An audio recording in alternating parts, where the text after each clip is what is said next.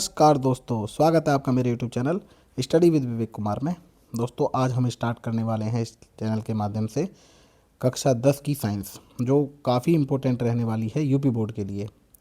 तो वीडियो को स्किप नहीं करेंगे, पूरा वीडियो देखेंगे और ये मान के चलिए अगर आप पूरा वीडियो देखते हैं तो आपको काफ़ी बेनिफिट मिलेगा बोर्ड एग्ज़ाम के लिए।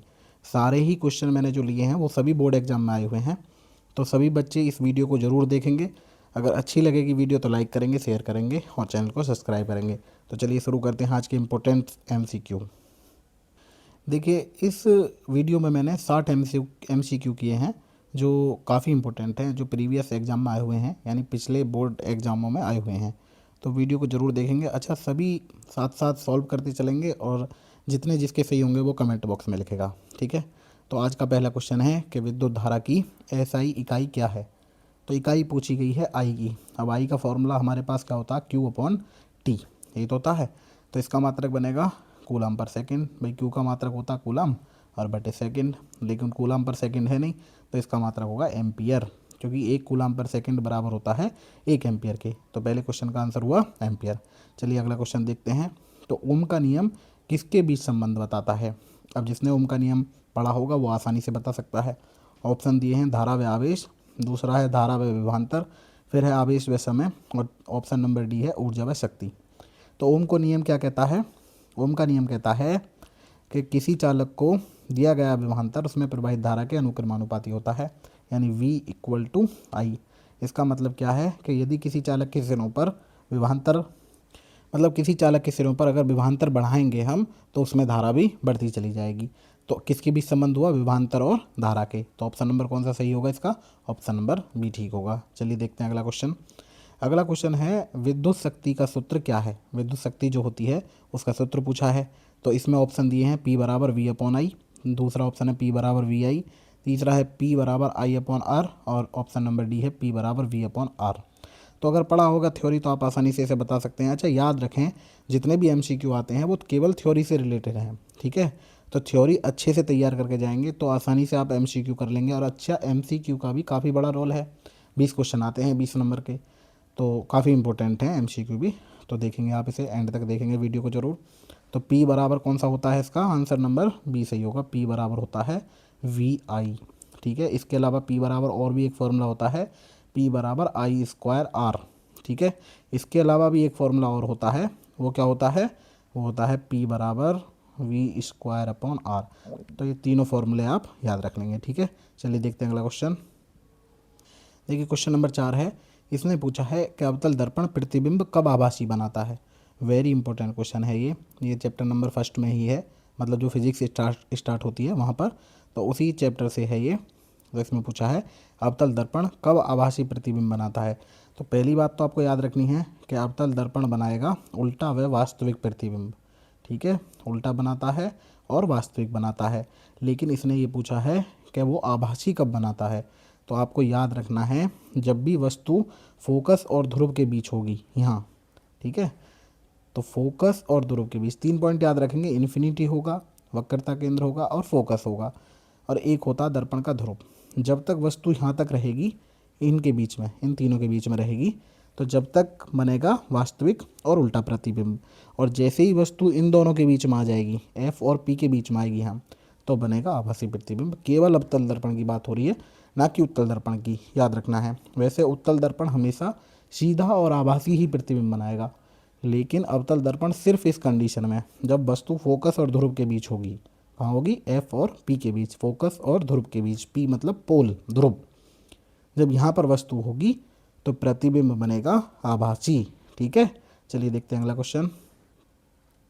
देखिए अगला क्वेश्चन है कि उत्तल लेंस की क्षमता कैसी होती है। ये पूछा है ऋणात्मक होगी, शून्य होगी, धनात्मक होगी या अनंत होगी। तो इसमें ये याद रखना है जो उत्तल लेंस होता है उसकी क्षमता होती है प्लस, और जो अवतल होगा, अवतल की होती है क्षमता माइनस, ठीक है। अवतल की P जो होगी वो होगी माइनस, ये आपको याद रखना है ज़रूर, ठीक है। तो उत्तल लेंस की क्षमता होगी प्लस और अवतल की होगी माइनस, क्योंकि फोकस दूरी उत्तल लेंस की पॉजिटिव होती है और अवतल लेंस की होती है नेगेटिव।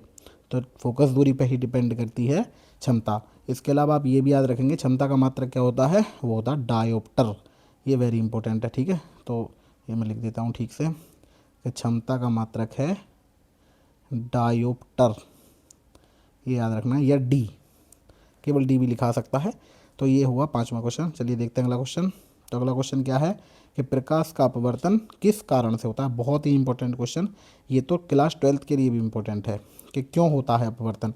तो ऑप्शन दिए हैं, प्रकाश की गति बदलने से, तरंग दैर्ध्य स्थिर रहने से, आवृत्ति बदलने से, या तीव्रता बदलने से।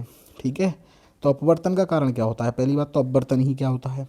तो अपवर्तन होता है कि जब कोई प्रकाश किरण एक माध्यम से दूसरे माध्यम में आती है तो वह अपने मार्ग से विचलित हो जाती है, यह घटना कहलाती है प्रकाश का अपवर्तन। तो अपवर्तन क्यों होता है। तो अपवर्तन होता है जो प्रकाश की चाल होती है वो अलग अलग माध्यम में अलग अलग होती है ना, याद रखना है आपको। जैसे निर्वात में प्रकाश की चाल सबसे अधिक है, कितनी होती है, 3 × 10⁸ मीटर पर सेकंड, ये होती है निर्वात में, है ना। और उसमें जल में कितनी होती है, जल में होती है 2.25 × 10⁸ मीटर पर सेकंड। यानी हर माध्यम में प्रकाश की चाल अलग होगी, इसीलिए अपवर्तन होता है ना, प्रकाश की गति बदलने से। ऑप्शन नंबर ए ठीक होगा। चलिए देखते हैं अगला क्वेश्चन। अगला क्वेश्चन है ये कि चुंबकीय क्षेत्र की एसआई इकाई क्या है ना, एसआई मात्रक क्या होता है। तो चुंबकीय क्षेत्र का एसआई मात्रक, तो पहले तो ऑप्शन देख लेते हैं। टेस्ला दिया है, वेबर दिया है, गॉस और एम्पियर। तो एम्पियर तो चुंबकीय क्षेत्र का मात्रक ही नहीं है, ना ही वेबर चुंबकीय क्षेत्र का मात्रक है। अब दो रह गए, टेस्ला और गॉस। तो टेस्ला जो होता है वो एमकेएस पद्धति में होता है, जिसे एसआई पद्धति भी कहते हैं, है ना। और ये होता है गॉस सीजीएस पद्धति में। तो एमकेएस पद्धति वाला ये एसआई पद्धति वाला होगा, तो टेस्ला, इसका ऑप्शन नंबर ए ठीक होगा। ठीक है, एलिमिनेट करके ही आप अगर करेंगे, मतलब सोच समझ के, तो आसानी से कर पाएंगे। चलिए देखते हैं अगला क्वेश्चन। तो अगला क्वेश्चन है देखिए कि दाएं हाथ का अंगूठा नियम किससे संबंधित है। ठीक है, तो पहली बात तो याद रखेंगे कि अपवर्तन और परावर्तन ये दोनों होते हैं प्रकाश में, और दाएं हाथ के अंगूठे का नियम प्रकाश से कोई मतलब नहीं है, तो ये दोनों तो खत्म हुए। विद्युत क्षेत्र में भी दाएं हाथ के अंगूठे का कोई रोल नहीं है, तो केवल एक बचा चुंबकीय क्षेत्र। तो चुंबकीय क्षेत्र में होता है दाएं हाथ के अंगूठे का नियम। ठीक है, तो ऑप्शन नंबर बी ठीक होगा। चलिए देखते हैं अगला क्वेश्चन। ठीक है, अगला क्वेश्चन देख लेते हैं एक बार। तो अगला क्वेश्चन है दोस्तों देखिए कि एसी का पूर्ण रूप क्या है। ये धारा से रिलेटेड है। हमारे पास दो प्रकार की धारा होती हैं, एक होती है एसी और एक होती है डीसी।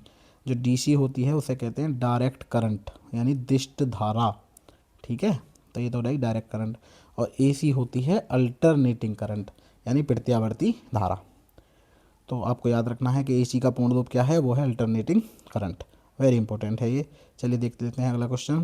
क्वेश्चन नंबर 10 है आज का कि घरेलू विद्युत परिपथ में फ्यूज क्यों लगाया जाता है। ये फ्यूज पूछा है कि फ्यूज क्यों लगाएंगे घरेलू विद्युत परिपथ में। तो पहली बात है, ऑप्शन दिया है वोल्टेज बढ़ाने के लिए, बी है धारा घटाने के लिए, सी है सुरक्षा के लिए, ऑप्शन नंबर डी है शक्ति बढ़ाने के लिए। ये चार ऑप्शन दिए हैं।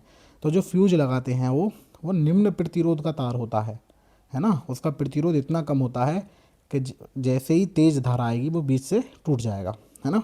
तो जैसे ही टूट जाएगा तो वो घर में जो अन्य उपकरण हैं उन्हें बचा लेगा।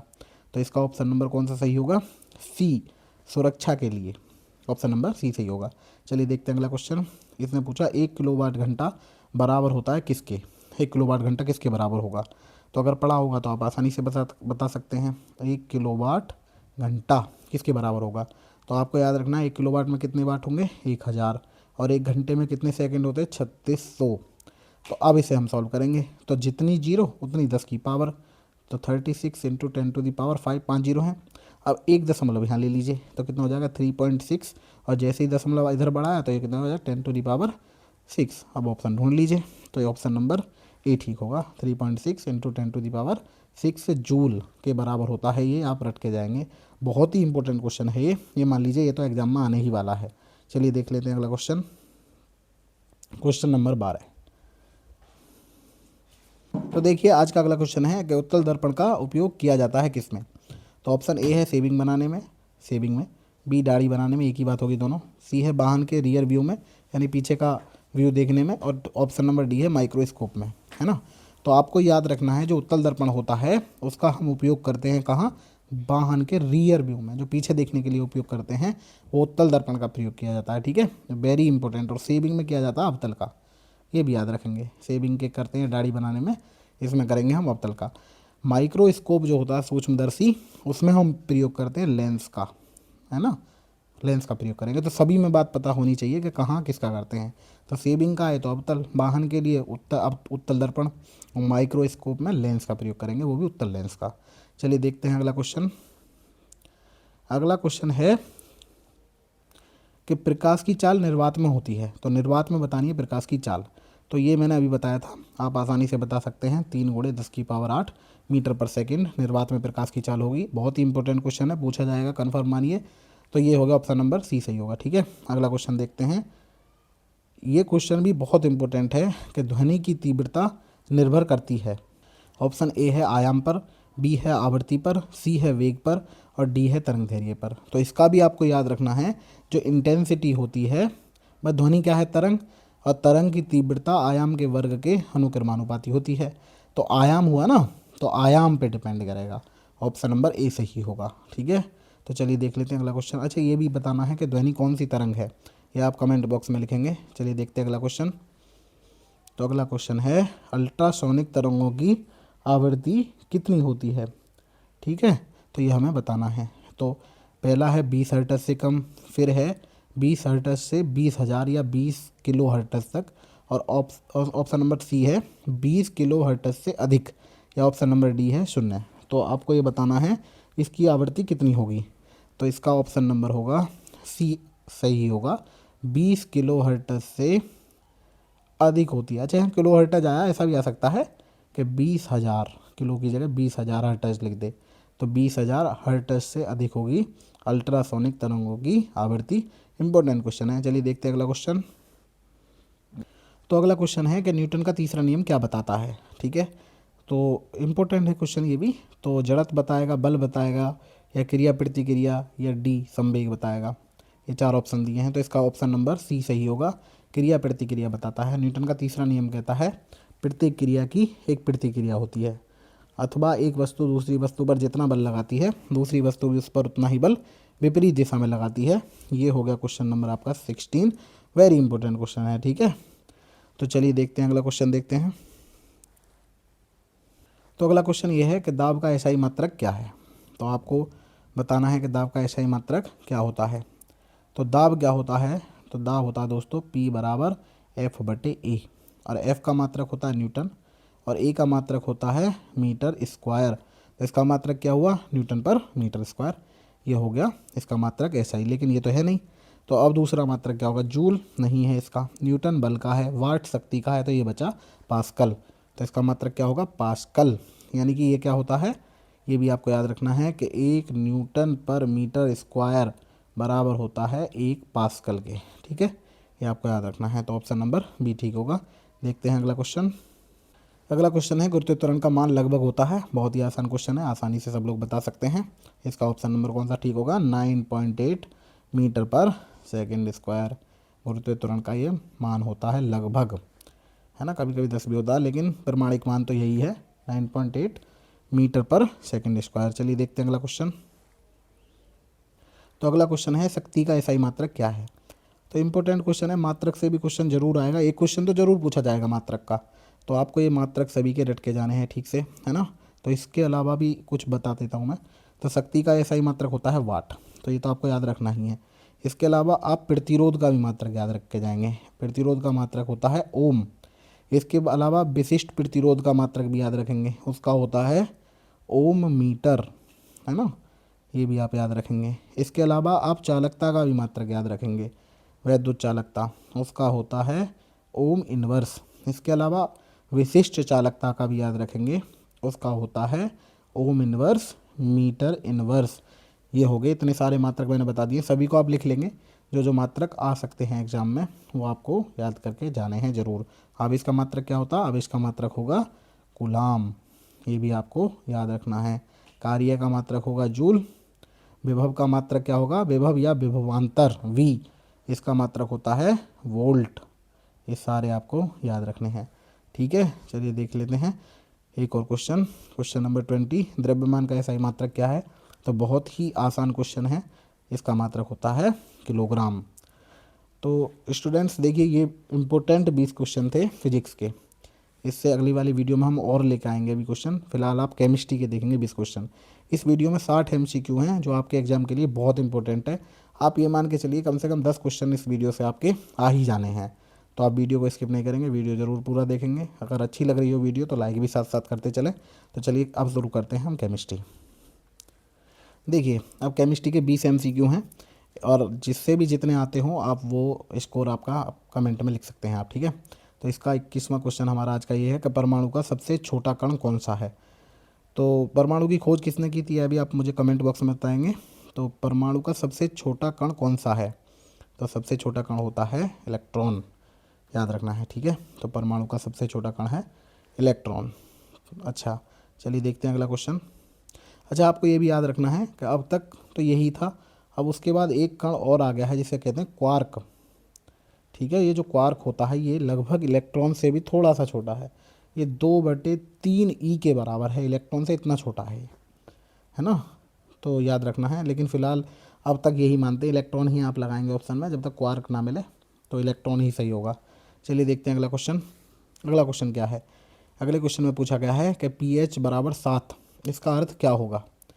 तो pH 7 का अर्थ होता है, याद रखना है, उदासीन, ठीक है। तो pH 7 का मतलब होता है उदासीन। अगर 7 से कम होगा, पावर ऑफ हाइड्रोजन छोटी होगी 7 से कम, तो वो होगा अम्लीय।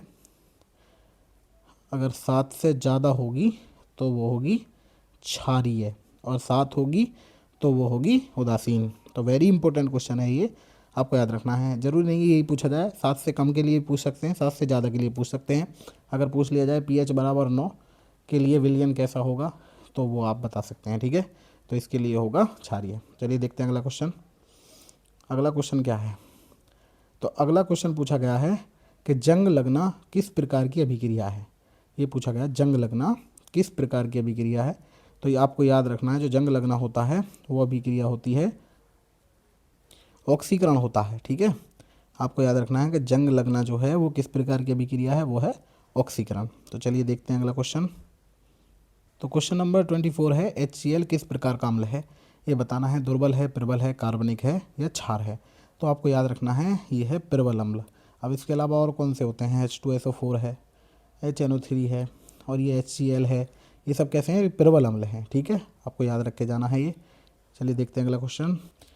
देखिए अगला क्वेश्चन। अच्छा अगले क्वेश्चन जाने से पहले आप ये भी बात याद रखेंगे कि जो दुर्बल अम्ल होते हैं वो कौन से होते हैं। सबसे पहली बात, प्रबल अम्ल कौन से होते हैं। प्रबल अम्ल होते हैं जो पानी में पूरी तरह से आयनित हो जाएं, है ना, पूरी तरह से डिजॉल्व हो जाएं, वो होते हैं प्रबल अम्ल। और जो ना हो वो होंगे दुर्बल अम्ल। अब दुर्बल अम्ल कौन कौन से होते हैं, तो दुर्बल अम्ल एक तो होता है एसिटिक एसिड CH3COOH, है ना। इसके अलावा एक होता है फॉर्मिक एसिड HCOOH, है ना। इसके अलावा और कौन सा होता है, और होता है कार्बोनिक अम्ल जिसे कहते हैं H2CO3, ये है कार्बोनिक अम्ल। ये कैसे हैं, ये सब हैं दुर्बल अम्ल। तो आप इतने एग्जाम्पल दोनों के याद रख के जाएंगे, ठीक है। चलिए देखते हैं अब अगला क्वेश्चन। तो अगला क्वेश्चन क्या है, अब इसमें पूछी है धातुएं कैसी होती हैं। धातुएं कैसी होती हैं ये पूछा गया है इस क्वेश्चन में। तो आपको याद रखना है जो सभी धातुएं होती हैं वो होती हैं चालक, चाहे ऊष्मा की हो या विद्युत की हो, दोनों ही चालक होंगी, ठीक है। तो ऑप्शन नंबर कौन सा सही होगा इसका, ऑप्शन नंबर C ठीक होगा। वेरी इंपॉर्टेंट, आसान क्वेश्चन है, कोई ज़्यादा बड़ी बात नहीं है। तो सभी क्वेश्चन आप पढ़ते चलेंगे और वीडियो को लाइक करते चलें साथ के साथ। चलिए देखते हैं अगला क्वेश्चन। अगला क्वेश्चन क्या है, NaOH को क्या कहते हैं। सोडियम हाइड्रोक्साइड है वैसे तो ये, और लेकिन ऑप्शन में तो नहीं दिया है। ऑप्शन में क्या पूछा है, baking soda, washing soda, caustic soda या स्लेक्ट लाइम, ये पूछा है। तो इसका ऑप्शन नंबर होगा सही C, इसे बोलते हैं हम कास्टिक सोडा। ये सारे क्वेश्चन ऐसे हैं जो एग्जामों में आए हुए हैं, एग्जाम मतलब जो क्लास 10th के एग्ज़ाम हुए हैं प्रीवियस ईयरों में, यानी लास्ट सालों में, उसमें ये आए हुए हैं, ठीक है। तो एक बिल्कुल इंपॉर्टेंट क्वेश्चन है आपके लिए, सेलेक्टेड क्वेश्चन। चलिए देखते हैं अगला क्वेश्चन। तो अगला क्वेश्चन है दोस्तों कि कार्बन की संयोजकता कितनी होती है। तो वेरी इंपॉर्टेंट क्वेश्चन है। तो कार्बन की संयोजकता होती है 4, बैलेंसी 4 होती है इसकी, ठीक है। ऑप्शन नंबर C सही होगा। जरूर याद रखेंगे कार्बन की बैलेंसी कितनी है, 4, संयोजकता 4 होती है इसकी। चलिए देखते हैं अगला क्वेश्चन। देखिए अगला क्वेश्चन है एथेनॉल का रासायनिक सूत्र क्या है। तो ऑप्शन ए दिया है CH4, दूसरा ऑप्शन है C2H5OH, C2H6 या ऑप्शन नंबर D है CO2। तो इसका ऑप्शन नंबर होगा ठीक, B होगा C2H5OH। ये इसका आंसर होगा। वेरी इंपॉर्टेंट क्वेश्चन है, आसानी से बता सकते हैं। कुछ ऐसे होंगे जिनका आप याद करके जाएंगे, जैसे एसिटिक अम्ल। एसिटिक अम्ल के बारे में भी पूछा जा सकता है, CH3 COOH होगा। और क्या पूछ सकते हैं, फिटकरी का सूत्र भी आपको याद रखना है, K2SO4 इंटू Al2SO4 की होल थ्राइस और इंटू 24 H2O, ये भी आप याद करके जाएंगे। अच्छा, कुछ सूत्र और मैं इंपॉर्टेंट उसके लिए अलग से वीडियो बना दूंगा, तो आप याद रखेंगे, ठीक है। चलिए देखते हैं अगला क्वेश्चन। तो अगला क्वेश्चन दिया है इसमें, साबुन का pH होता है। तो ऑप्शन नंबर ए दिया है अम्लीय, बी उदासीन, सी क्षारीय या डी शून्य। तो जो साबुन होता है उसका pH मान 7 से अधिक होता है। जब 7 से अधिक होगा, तो अभी मैंने बताया था, जब भी pH की वैल्यू ग्रेटर देन 7 हो तो वो होगा क्षारीय। तो ऑप्शन नंबर सी होगा इसका सही। इंपॉर्टेंट क्वेश्चन है, बहुत ज़्यादा इंपॉर्टेंट क्वेश्चन, ठीक है। चलिए देखते हैं अगला क्वेश्चन। देखिए अगला क्वेश्चन पूछा गया है कि स्टेनलेस स्टील क्या है, मतलब एक है, मिश्र धातु है, शुद्ध धातु है, अधातु है या अयस्क है। तो आपको याद रखना है, ना तो ये शुद्ध धातु है, ना धातु है, ना अयस्क है, ये होती है मिश्र धातु। मिश्र धातु है ये। तो आपको ये भी याद रखना है, जो स्टेनलेस स्टील होती है वो लोहे यानी आयरन और कार्बन, इनका मिश्र धातु होती है, लोहे और कार्बन का, जिसमें कुछ परसेंट में कॉपर भी मिला होता है, कॉपर ने सॉरी क्रोमियम, क्रोमियम मिला होता है Cr। ये आपको याद रखना है कि Fe+C प्लस Cr ये मिले होते हैं, ठीक है। ये किस लिए यूज करते हैं हम, इसका प्रयोग करते हैं कि यह जंग और दाग लगने से बचाता है। जो जंग लगता है, अगर इसका लेप कर दिया जाए तो उस पर जंग नहीं लगेगा, ठीक है। तो याद रखना है इसका, आयरन, कार्बन और क्रोमियम, इन तीनों का मिश्रण होता है स्टेनलेस स्टील। चलिए देखते हैं अगला क्वेश्चन। तो अगला क्वेश्चन है बहुत ही आसान, ऑक्सीजन का परमाणु क्रमांक क्या होता है। बहुत ही आसान क्वेश्चन है, ऐसे भी क्वेश्चन आते हैं एग्जाम में, कोई ऐसी बड़ी बात नहीं है। तो आपको याद रखना है, ऑक्सीजन का परमाणु क्रमांक होता है 8। 8 पर होती है ऑक्सीजन, 8O16 ये होती है ऑक्सीजन, ठीक है। चलिए देखते हैं अगला क्वेश्चन। तो आज का अगला क्वेश्चन है कि अम्ल का स्वाद कैसा होता है, मीठा, कड़वा, खट्टा या नमकीन। तो आपको याद रखेंगे, जिसका भी pH मान 7 से कम होगा उसका स्वाद होगा खट्टा, ठीक है। तो खट्टा होता है अम्ल का स्वाद, और ठीक है जी। चलिए देखते हैं अगला क्वेश्चन। तो चूना पानी का सूत्र है, ये पूछा गया है, CaCO3 और फिर है CaOH की होल ट्वाइस और CaCl2। ये जो चूना पानी होता है, ये बुझा हुआ चूना भी पूछा जा सकता है, ठीक है। तो इसका ऑप्शन नंबर होगा सही, CaOH की होल ट्वाइस। ये होता है चूना पानी, या ये कह सकते हैं बुझा हुआ चूना। अच्छा, बिना बुझा हुआ चूना जो होगा वो होगा CaO। तो ये दोनों आपको याद रखने हैं, ये बिना बुझा हुआ चूना है, ये बुझा हुआ चूना है, ठीक है। चलिए देखते हैं अगला क्वेश्चन। तो क्वेश्चन नंबर 34 है कि रासायनिक अभिक्रिया में कौन सा नियम लागू होता है। तो ऑप्शन नंबर ए है द्रव्यमान संरक्षण, बी है ऊर्जा संरक्षण, सी है संवेग संरक्षण, डी है गति संरक्षण।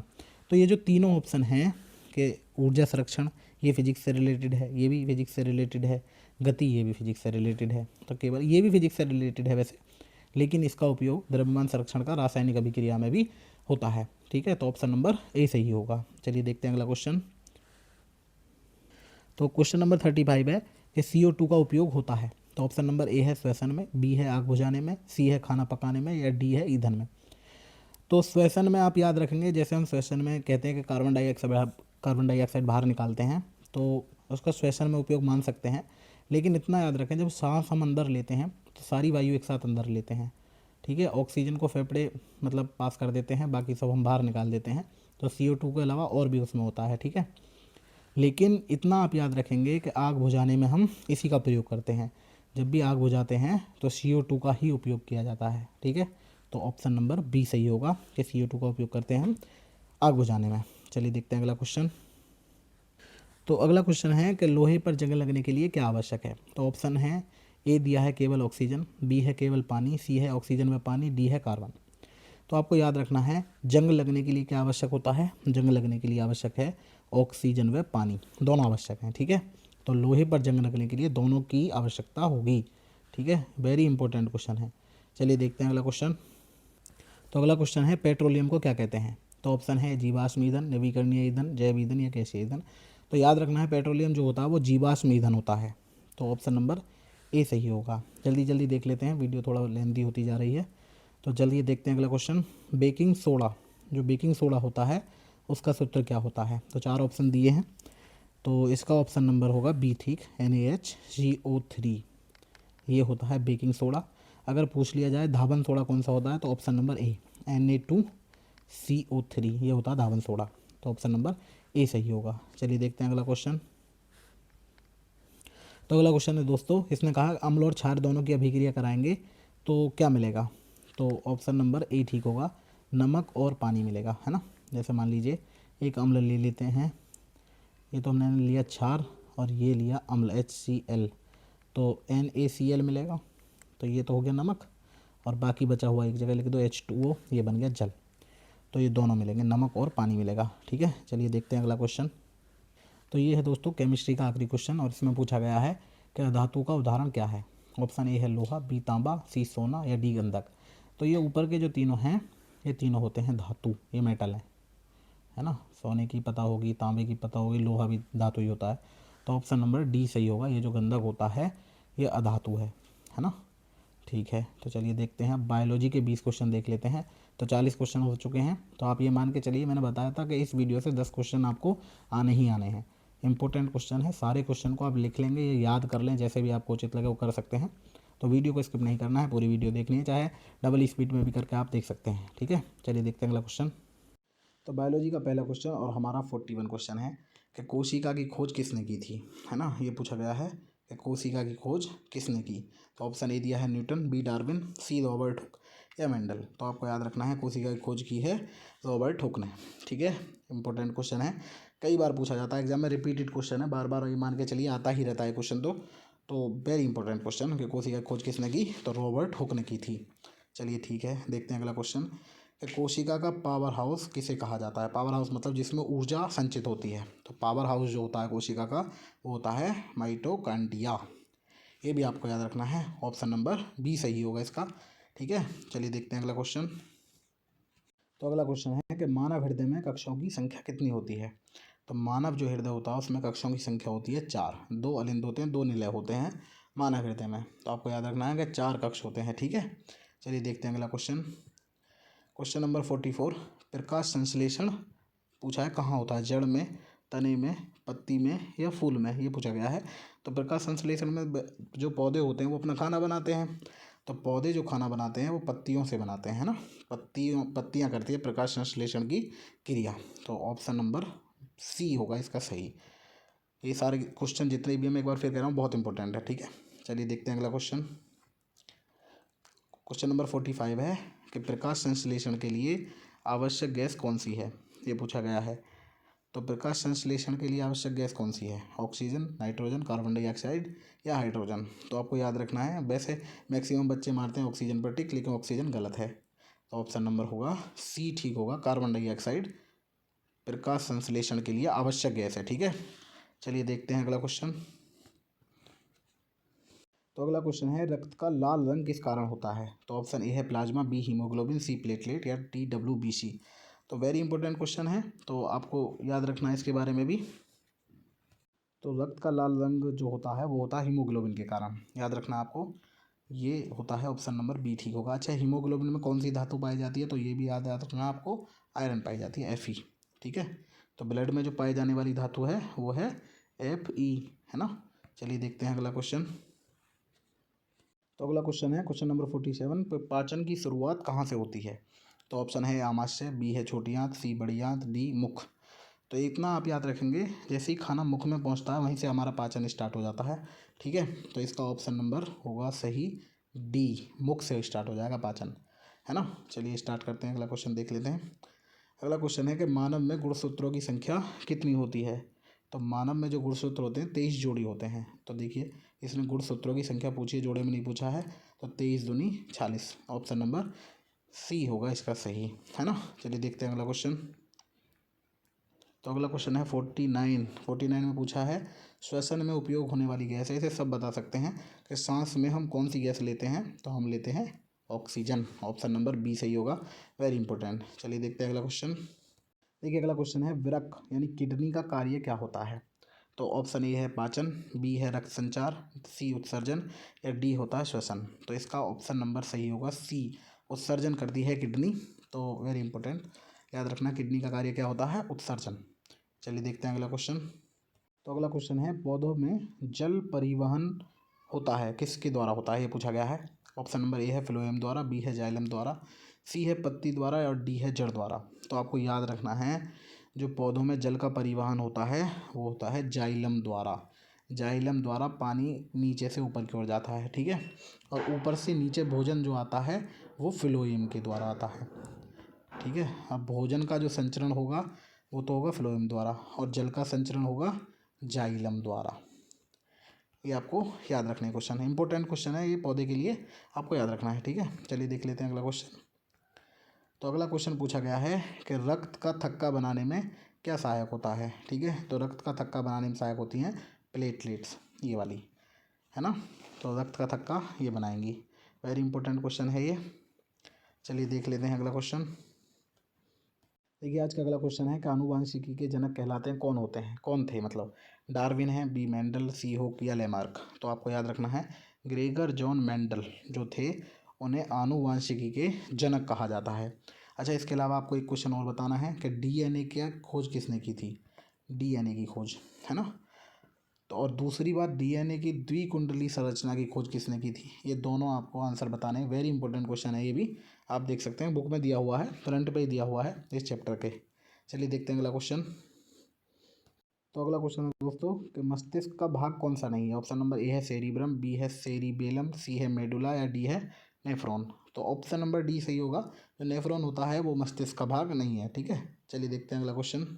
तो क्वेश्चन नंबर 55 है कि अमीबा में पोषण का प्रकार है, मतलब अमीबा जो अपना खाना बनाता है वो किस प्रकार से है। तो ऑप्शन नंबर ए है स्वयंपोषी, बी है परपोषी, सी है मिश्रपोषी या डी है अपघटक। तो आपको याद रखना है जो अमीबा होता है वो होता है परपोषी, ये दूसरे पर निर्भर होता है, ठीक है, अपना खाना स्वयं नहीं बनाता है, तो ये है परपोषी। इंपॉर्टेंट क्वेश्चन है बहुत ज़्यादा। अगला क्वेश्चन देखिए, पौधों में भोजन का परिवहन होता है, ये मैंने अभी पिछले क्वेश्चन में बताया था।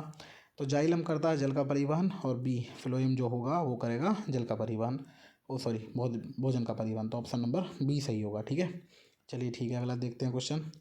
ऑप्शन ये 57 देखते हैं क्वेश्चन नंबर। रक्तचाप जो होता है वो किससे मापा जाता है। तो थर्मामीटर से नहीं मापते हैं, बैरोमीटर से भी नहीं, स्पिग्नोमीटर से भी नहीं, स्पिग्नोमीटर से मापते हैं, है ना। तो ये इससे मापेंगे रक्तचाप, वेरी इंपॉर्टेंट क्वेश्चन। चलिए देख लेते हैं अगला क्वेश्चन। तो अगला क्वेश्चन है 58, एड्स रोग किस वायरस से होता है। तो ऑप्शन नंबर बी सही होगा, HIV से होगा, है ना। तो वेरी इंपॉर्टेंट। चलिए देख लेते हैं और अगले क्वेश्चन। देखिए अगला क्वेश्चन है कि मानव नेत्र में प्रतिबिंब कहाँ बनता है। ऑप्शन नंबर ए है कॉर्निया पर, बी पुतली पर, सी रेटिना पर या डी लेंस पर। तो आपको याद रखना है जो प्रतिबिंब होता है वो बनता है रेटिना पर, है ना। ये फिजिक्स से भी रिलेटेड है और बायोलॉजी से भी रिलेटेड है, तो ऑप्शन नंबर सी सही होगा। तो अगला क्वेश्चन है आज का आखिरी क्वेश्चन। तो पौधों में गैस का आदान प्रदान होता है किससे होगा। तो जड़ से, तने से या पत्ती के रंध्रों से या फूल से। तो याद रखना है पौधों में गैसों का जो आदान प्रदान होता है वो पत्ती के रंध्रों से होता है, ठीक है। तो दोस्तों ये थे वीडियो में 60 इंपॉर्टेंट MCQ क्वेश्चन। तो ये मान के चलिए आपके 10 नंबर यहाँ से पक्के हैं, आसानी से क्वेश्चन आ जाएंगे इसी वीडियो से। तो वीडियो अगर अच्छी लगी हो तो लाइक करें, चैनल को शेयर करें, ज़्यादा से ज़्यादा सब्सक्राइब करें। बहुत बहुत धन्यवाद।